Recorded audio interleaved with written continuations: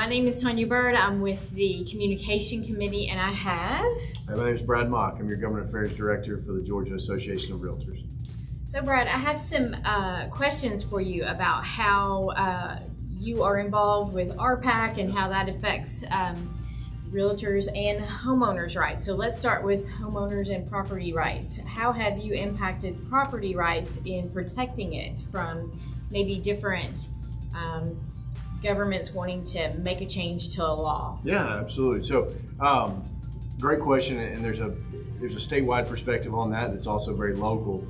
But no matter where we are in our approach, it's always going to start with private property rights and defending those.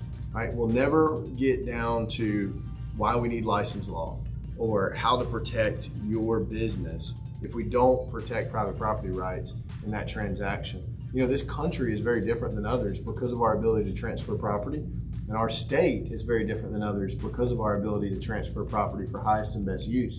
That is important. Folks deserve to be able to transfer their property as needed, and that's a big part of the conversation from when we're trying to protect private property rights. Outside of breaking the law, you should be able to use your property. I tell folks all the time, you can blow your leaves in your yard, you just can't blow them in your neighbor's yard. And that is a really simple way to think about private property rights that is consistently true across the state from a legislative perspective, both at the state and local level. I think that sticks. Mm-hmm. So you also help protect us as a small business, because as realtors, we are a small business owners, and there's just a lot of people who are just trying to dip their hands into our commission. And so tell us how you're helping protect that. Yeah, I think that's a twofold question. There's no smaller business than a business of one. And as independent contractors, we've got to be a part of that conversation forever. So we work in these small business coalitions locally and at the state level, and national works on those as well. So that's where you'll see us working kind of across groups, maybe with the chamber, maybe with Farm Bureau, maybe with independent insurance agents, right? These different spaces, the home builders, those are areas that we work in coalitions to protect small business as a philosophy and as an idea. And then in the license law realm, because the Real Estate Commission is separate from the Secretary of State, so just fun note, that's where we work for you specifically as realtors, as real estate agents, as licensees in that area. Those are where we have to be sure that you're protected and that your business is protected. Starting there and working our way out to the small business, more philosophical kind of things. Yeah, so really protecting, making sure they're not passing something in the licensing law that would harm us to conduct business. Yeah, so absolutely, and that's a great follow-up. In the real estate license law, we actually have a lot more opportunity than other license law areas in Georgia, right? We have reciprocation to other states. Mm-hmm. We have big protections for veterans. Other licensees don't. So when someone comes in at the state level to go have those conversations about, hey, we need to make license law better for these reasons, well, those may be great reasons, right? But we actually do all those already. So what we've got to do is make sure that you guys don't get caught up in a conversation that could make things technically worse, even though it makes it a lot better for, name your favorite industry that has a license. It may be better for the barbers, but it would be worse for the realtors. It would actually be a step back for the public and a step back for you. So there's kind of an interesting space there. Great follow-up question, and we work in that all the time. That is really policy wonk kind of stuff. So if you ever want to just be incredibly excited that the Capitol come sit through one of those hearings, it's a real blast.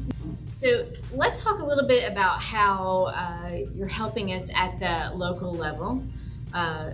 There are some proposals about short-term rentals and kind of preventing homeowners from having the ability to have the short-term rentals, right? So it's a private property rights question at its core again. It's the right to rent your property.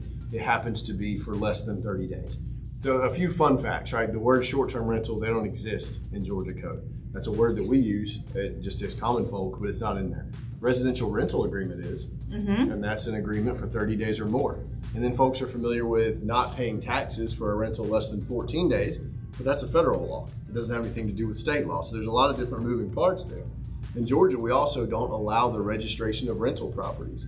The state of Georgia, when they passed that law, did not believe there was a need for you to walk down the street and say, oh, that person pays rent, that person pays a mortgage. There's no need to know that, because ultimately what that'll lead to is a separation of renters and homeowners that doesn't need to exist. tenants have rights, and those are important to us. And as we move forward, we have to keep all of those things in mind while we talk about short-term rentals. And when we see ordinances that are proposed, like here in Peachtree City, what that was is really a party house problem. And what really, it was at the core of the discussion, in my experience so far with working with this issue, is that there are a couple of bad actors. Well, that happens. And that's why a lot of the law already exists. When there's noise, when there's trash, when there's parking, when those are problems, ordinances already cover all of that. So generally on that, what we encourage our folks to do is remind city council, remind the mayor, remind the commissioners that, hey, you've already got the ability to stop this stuff without creating more red tape for folks and without hampering private property rights.